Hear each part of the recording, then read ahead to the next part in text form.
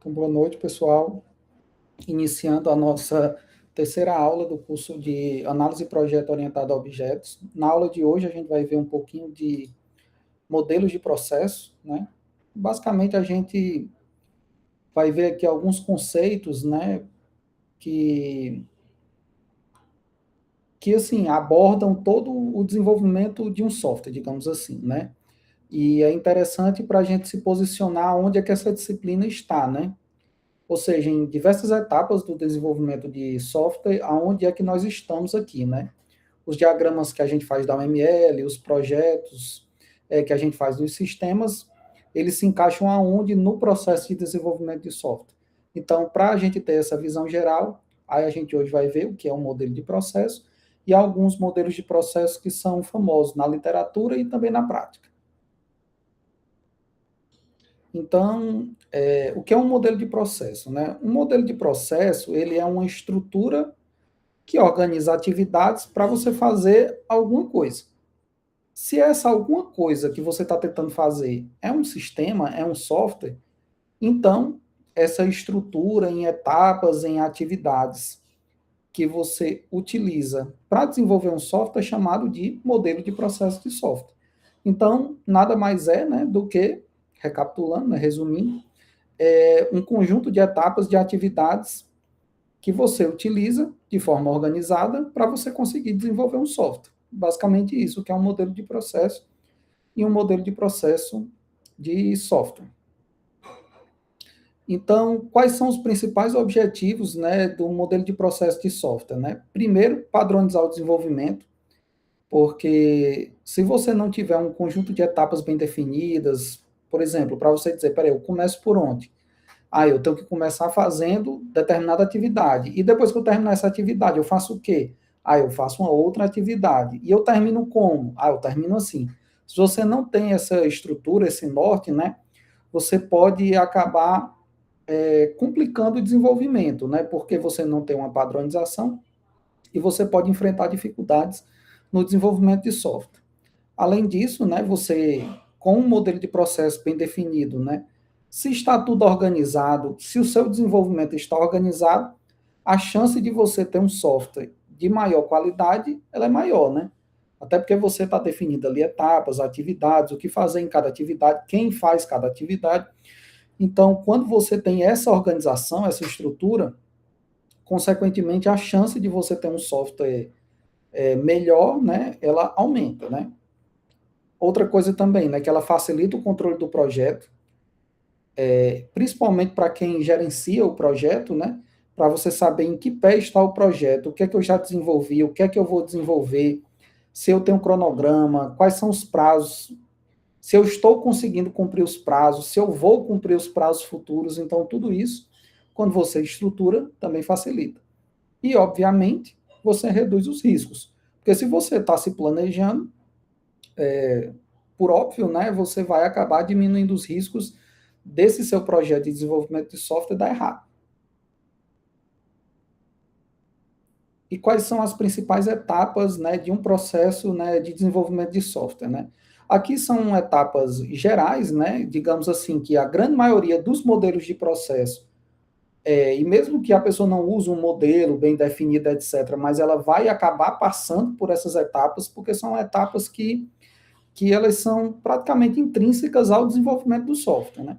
A primeira etapa delas é o levantamento de requisitos, que basicamente é você se reunir com o seu cliente, né, com a pessoa que deseja o software, né, e entender dela, né, o que é que ela quer, quais são as funcionalidades que o sistema precisa ter. Então, basicamente, quando você faz essas reuniões, você anota e etc., você está levantando os requisitos, você está levantando as funcionalidades do sistema. Obviamente, né, que você escreve isso, muitas vezes, utilizando alguns processos, alguns templates que deixam tudo mais formalizado, né? Por exemplo, você pode fazer isso por meio de histórias de usuários. Essas histórias vão ter regras de negócio, vão ter critérios de aceitação. Então, assim, tem todo um modelo, né? Que você pode escrever essas histórias de usuário quando você está num projeto real, né? Se for um projeto informal, aí você já pode anotar isso, né? de maneira mais informal, né? Por exemplo, no bloco de notas, depois mandar por e-mail para a pessoa confirmar se foi isso mesmo, etc. Né? Então, basicamente, essa é a etapa de levantar os requisitos. A etapa de projeto, que basicamente é o quê? É a gente pegar esses requisitos que a gente levantou na etapa anterior e modelar o sistema e projetar o sistema para que facilite a implementação e para que você evite um retrabalho na hora da implementação. Então, nessa etapa aqui, você pode projetar o banco de dados, você pode projetar a estrutura de classes que você vai ter na sua aplicação, você pode projetar já as rotas da API, se no caso for uma API, né, que você estiver fazendo, quais são as rotas dessa API que você vai precisar ter, que vai serem fornecidas para o front-end. Então, é aqui onde você pensa em como o sistema vai ser construído. E é interessante você fazer isso, principalmente quando você está numa fase que você não entende muito bem a complexidade do requisito, né? Então, assim, eu já vi em projetos reais, né, a galera utilizando alguns diagramas, né, da UML mesmo, justamente para fazer esse brainstorm, né, para fazer esse levantamento, né, de possíveis implicações que o sistema vai ter e utilizar isso, né, para que você consiga, na fase de implementação, que aí já falando um pouquinho dela, que é a fase de construção em si, você ter o mínimo de retrabalho possível. Porque quando você erra uma estrutura, por exemplo, a estrutura do banco, a estrutura de classes, etc., e para você refazer tudo de novo, é muito problemático, porque você tem que praticamente, né, desfazer o que você tinha feito, fazer de novo e testar tudo de novo o que já estava funcionando. Então, quando você passa um tempinho a mais na etapa de projeto, pensando, né, em como o seu sistema vai ser, como vai ser a arquitetura do seu sistema, como ele vai ser estruturado, você economiza muito tempo na implementação. E essa disciplina de análise e projeto, né, como o próprio nome da disciplina já diz, ela está nessa etapa aqui do processo de desenvolvimento de software, que é na etapa da gente conseguir modelar um processo de desenvolvimento, modelar o sistema, né, e deixar a estrutura dele já feita, digamos assim, para que você evite problemas na implementação. Após implementado, né, também é uma etapa bem comum que todo mundo faz, que são os testes. Nessa parte de testes aqui, aí é um mundo, né, de coisa para testes, né? Você tem o teste, desde o teste básico, que é o próprio desenvolvedor que faz, né? Que, ou seja, é o teste que, à medida que você vai programando, você já vai testando se aquela sua lista, aquele seu cadastro deu certo, se a sua lista deu certo, e por assim vai. Assim como testes automáticos que você pode configurar. Aí vão ter pessoas específicas no projeto, né, dependendo da equipe, né, que vão ser exclusivas para testar o sistema. Então, é uma etapa para verificar se o que você implementou ele está funcionando, se está funcionando corretamente e se ele segue os requisitos que você levantou, certo? A etapa de implantação, basicamente, é você pegar o software que você está na sua máquina, digamos assim, né, que você fez e colocar num ambiente para os usuários já utilizarem de fato, né? Então, se ele for um sistema web, você colocar ele num servidor e configurar para que ele seja utilizado. Se é um sistema desktop, você instalar na máquina do cliente para que ele passe a utilizar. Então, é basicamente isso. E a manutenção é a etapa que mais consome tempo, né? Porque a manutenção é a parte onde, dado que o usuário ele já está utilizando o sistema, você vai corrigir bug, você vai alterar uma funcionalidade que você pensava que era de um jeito, mas na realidade é de outro. Você vai acrescentar novas funcionalidades e toda vida que você acrescenta uma nova funcionalidade, a chance de você gerar um bug, ela acontece. Então, a etapa de manutenção, ela também é chamada de etapa de evolução, justamente porque ela comporta essas atividades. Pronto. Então, assim, a gente falou que um modelo de processo de software, né, ele é uma estrutura, né, que organiza em etapas, né, em atividades o desenvolvimento, né. Então, nisso, a gente tem diversos modelos de processo de software, né, que foram propostos na literatura, né, e que também outros, né, vieram já dos projetos reais e você formalizou esses conceitos, né, e replicou esses conceitos, né, e colocou esses conceitos, né, em livros, em artigos, etc., para outras pessoas replicarem na sua equipe, nas suas equipes de desenvolvimento, né? Então aqui, a partir de agora, a gente vai falar de alguns, né, dos principais, né, que a gente estuda na literatura e de um que particularmente é um que é bem utilizado na prática, né, que é a metodologia ágil e o modelo Scrum, né? Esse primeiro modelo aqui, pessoal, que é um modelo em cascata, né? Ele é um modelo onde ele tem algumas etapas, né, de desenvolvimento. Basicamente aquelas etapas gerais, né? A gente tem os requisitos, projetos, implementação, validação e manutenção, certo? E esse modelo aqui, ele preconiza, né, um processo sequencial, onde cada fase depende da fase anterior. Isso aí é fato, né? Você só projeta quando você já tem os requisitos. E, de maneira geral, você implementa quando você projeta, certo? Na prática, em modelos ágeis, às vezes não é muito bem assim, né? Às vezes você não projeta, você pula a etapa de projetos, enfim, né? Mas na teoria o ideal seria isso, né? E é o que esse modelo vem propor, né? Ele é um modelo também, né, que como ele tem etapas sequenciais, ele é fácil de entender e de gerenciar, só que ele tem um problema muito grande, que é, ele preconiza que você primeiro deveria definir todos os requisitos do sistema, depois você projetaria todo o sistema, depois você implementaria todo o sistema e assim sucessivamente. Só que a gente sabe que na prática, na vida real, isso é quase impossível. Por quê? Porque às vezes nem o usuário, nem o cliente, ele sabe o que é que ele quer. Então, como é que você vai coletar todos os requisitos do sistema se quem está lhe demandando o sistema, nem ele sabe o que ele quer direito? Então, é muito difícil você conseguir aplicar um modelo desse na prática, porque na vida real, você não tem esse conjunto bem definido de requisitos e depois você consegue projetar todo o sistema direitinho e etc. Na vida real, o que acontece é um conjunto de interações. Então, por isso, surgiu depois o modelo incremental. Que o modelo incremental, basicamente, ele é um modelo, digamos assim, cascata, só que ele é feito em várias interações. Ou seja, o software é definido em partes, né? O que é que acontece? Você tem aquele conjunto de atividades, por exemplo, de requisitos, de levantar requisitos, projetar, implementar, testar. Só que isso aí você não vai fazer para o sistema todo, você vai fazer uma parte do sistema. Aí, nesse meio tempo, né, em que você está fazendo isso, o cliente mesmo, à medida que ele vai recebendo partes do sistema, que ele vai testando, ele vai verificando se está tudo ok, ele vai verificando se precisa de mais alguma coisa, se tem que alterar alguma coisa, etc. E você acaba construindo o sistema executando atividades, né, de requisitos, de projeto, de implementação, etc. Só que você vai fazendo isso em diversas interações e quando você terminar, depois de várias interações, você consegue chegar no resultado final, que é o sistema completo. Então, o modelo incremental, ele já se aproxima mais do que acontece na vida real, que você tem, você desenvolve o sistema em partes, você entrega essas partes de forma frequente, então você desenvolveu um modo do sistema, entrega para o cliente testar, e, além disso, ele permite que você ajuste coisas no projeto, né? Então, ele é um modelo teórico, né, e genérico, né, mas que se aproxima mais do que acontece na vida real.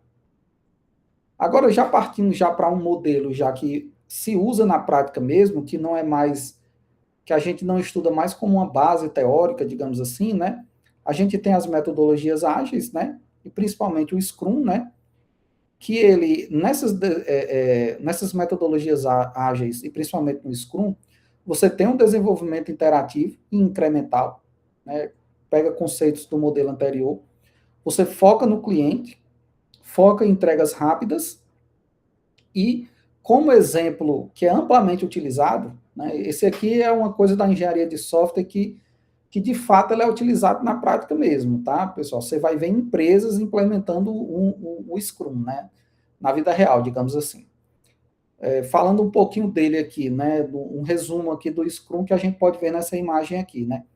A gente tem primeiro o Product Backlog, que é esses quadradinhos aqui, deixa eu ver se eu consigo marcar aqui. Opa. eu ver aqui. Peraí, acho que agora eu consigo.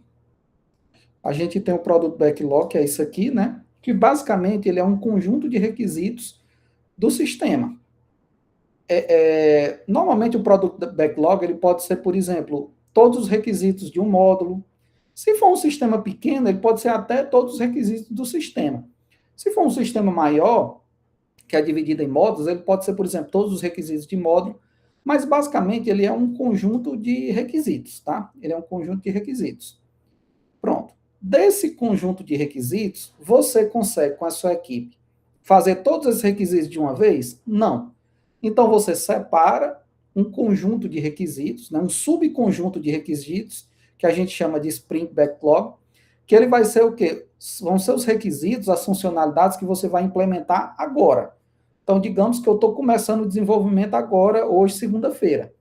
Eu vou começar por onde? Por quais funcionalidades? Pelas funcionalidades que eu defini no Sprint Backlog, que é um subconjunto do Product Backlog. E normalmente são funcionalidades que ou elas servem de base para outras funcionalidades no futuro, então elas precisam ser primeiro, né? Então, por exemplo, você está fazendo um sistema de vendas, você tem que criar os cadastros de produtos, né? Primeiro do que a funcionalidade de vender, né? Porque se não tiver produto para vender, por exemplo, você não vai ter o que vender, né? Então, assim, a Sprint Backlog são as funcionalidades que você coloca agora para fazer. E esse agora seria quanto tempo, digamos assim. O Sprint, né, o Scrum, ele preconiza um tempo de sprint, que seria um ciclo de desenvolvimento, de 2 a 4 semanas, tá? Então, normalmente, né, o desenvolvimento ele é dividido em sprints, que vão de 15 dias ou um mês, dependendo do conjunto de funcionalidades. E nessa sprint, né, nesse período de tempo de desenvolvimento, você vai fazer os requisitos, né, as funcionalidades que você está no Sprint Backlog, tá? Então, você vai desenvolver, né, esse conjunto de funcionalidades e ao final da sprint você já tem algo entregável, digamos assim. Então, por exemplo, você começou por fazer num sistema, nessa sprint, um cadastro de produto, cadastro de fornecedor e cadastro de cliente. Pronto, você vai fazer essas três coisas. Ao final da sprint, você entrega esses três cadastros, né? De preferência, se você conseguir colocar num sistema, por exemplo, se for um sistema web, se você colocar ele num sistema de homologação, e você já pode passar para o cliente, né? Para ele testar esses cadastros e verificar se está tudo ok ou não, tá? Então, é basicamente assim que o Scrum funciona. Você vê que não tem nada demais. É apenas uma forma de você estruturar o desenvolvimento e por ser simples e eficaz, muita gente utiliza. E também tem uma coisinha aqui que é essa questão da reunião diária.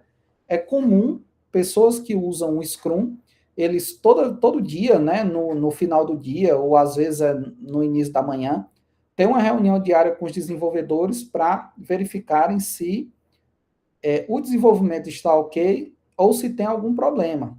Porque às vezes pode acontecer. Sei lá, você está desenvolvendo uma funcionalidade de e-mail e uma biblioteca que era para você utilizar, ela foi descontinuada. Então, você tem que dizer isso na sua reunião, né? Para que você, o mais rápido possível, você junto com o gerente da equipe, né? Vocês decidam o que fazer. Vamos mudar de biblioteca, vamos implementar algo interno e assim sucessivamente. Então, basicamente, nessa reunião diária, você diz o que foi que você fez e se você tem algum bloqueio, certo? Então, basicamente é isso. Falando rapidamente do Scrum, que esses conceitos aqui, de fato, eles são utilizados na prática. E aqui o último modelo aqui que eu queria mostrar para vocês é o modelo em espiral, que basicamente ele é um modelo interativo e incremental, onde cada rodada de desenvolvimento, digamos assim, ele segue essas etapas, nessas atividades aqui que tem nessa espiral aqui, né? Que é a solicitação do cliente, o planejamento, a análise de riscos, a modelagem, né? Que seria o projeto, né? O desenvolvimento, testes e avaliação do cliente. Uma diferença dele aqui para outros modelos é justamente essa atividade aqui, que é a análise de riscos. Porque nem todos os sistemas você vai se preocupar com riscos que podem acontecer, que podem impactar. Então, assim, normalmente para sistemas como o SaaS, né, que a gente faz aí, que são sistemas de controle de estoque, esses sistemas mais normais que a gente vê no nosso dia a dia, não há riscos muito relevantes, né? Ou pelo menos que não são contornáveis sem causar muitos prejuízos, né? Então, assim, normalmente os sistemas que a gente está acostumado, tem um probleminha num cadastro, você consegue consertar e contornar e vida que segue. Só que há sistemas que são mais críticos, né? Que são sistemas que, se o sistema falhar, ou vidas, por exemplo, estão em risco, ou as perdas, né? As perdas financeiras, elas são muito grandes. Então, você tem que, a toda interação, se preocupar com os riscos e com o que é que pode dar errado, né? Para que você já mapeie isso e já minimize o máximo possível. Então, para projetos mais complexos, né, projetos às vezes que são mais que envolvem risco de vida, para sistemas que vão, por exemplo, sistemas de aeronave, sistemas de drones, etc., né? Então, você tem que ter essa etapa adicional para que você consiga mitigar o máximo possível dos riscos, né? Então, basicamente esse é o modelo em espiral. Você tem essas etapas aqui, que são feitas em cada interação, né, do desenvolvimento, e tem essa questão aqui que eu pontuo novamente, que é essa questão da análise de riscos, tá? Então, aqui eu acho que era isso que eu queria falar. Não, pronto, sim. Uma última coisa, né? Boa noite, Edson. Uma última coisa que a gente precisa falar, né, na prática, qual modelo, né, eu vou escolher, né? Se você tiver requisitos muito estáveis, por exemplo, uma coisa que eu consigo imaginar, né? Se você tiver requisitos muito estáveis, eu acho que o microfone tá aberto, Edson. Se você tiver, por exemplo, digamos que você já tem um sistema que funciona e você só está refazendo esse sistema numa linguagem mais atual. Digamos que você utiliza lá um COBOL da vida lá, e você quer fazer ele em um Java moderno, mas os requisitos são os mesmos. Então, assim, você talvez consiga utilizar um modelo em cascata, porque você tem como mapear todos os requisitos. Boa noite. Boa noite, Edson. Você tem como mapear todos os requisitos, você tem como projetar e você tem como implementar, certo? Mas você veja que é uma situação específica, que é quando você tem requisitos muito estáveis. Um modelo incremental é quando você tem uma evolução contínua, então, assim, quando os requisitos eles podem mudar ao longo do desenvolvimento, ou então você precisa até descobrir os requisitos, tá? No modelo ágil, né, quando você tem mudanças frequentes, né? Na prática, apesar de, às vezes os requisitos ser estáveis, muita gente de startup pequeno, médio e até grandes empresas e sistemas acabam utilizando metodologia ágil porque é uma coisa que ela é mais realista ali no dia a dia dos desenvolvedores, né? E tem resultados muito positivos. E o modelo em espiral, pela aquela questão da análise de riscos e etc., você é mais recomendada para projetos complexos, etc. Um exemplo dessa análise de risco, né, o que, é que você poderia fazer, né? Tem alguns métodos que você consegue garantir matematicamente que uma determinada funcionalidade ela está ok, ela está de acordo com as regras, e você faz cálculos matemáticos. Se não estou enganado, teve uma disciplina na graduação que eu paguei com isso. E então, assim, essa questão dessa preocupação com os riscos e essa garantia de que, às vezes até matemática, de que isso está ok, elas entram em projetos que são mais complexos e projetos que, como eu já falei, né, que o sistema ele vai atuar e pode ter algum risco de vida ou de perdas financeiras muito grandes, né? Então, para esses tipos de projetos, né, você pode utilizar a espiral e na prática, você pode acabar combinando os modelos, né? Você pode estar ali no modelo incremental, no modelo ágil, e se tem uma determinada parte do sistema que ela é muito sensível, talvez você precisa, nessa parte do sistema, você adicionar uma análise de riscos, né, ali na sprint, ali, né, fazer um estudo mais detalhado, um projeto mais detalhado, e na prática mesmo você acabar combinando esses modelos de desenvolvimento, tá?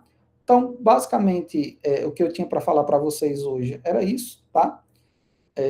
Eu vou tentar essa semana já postar a atividade online 1, certo? E vou ver se eu consigo também já fazer a prova, né? A prova vai ser online, né? Eu estou pensando em fazer as questões objetivas mesmo, né? Vai ser online pelo Moodle, né?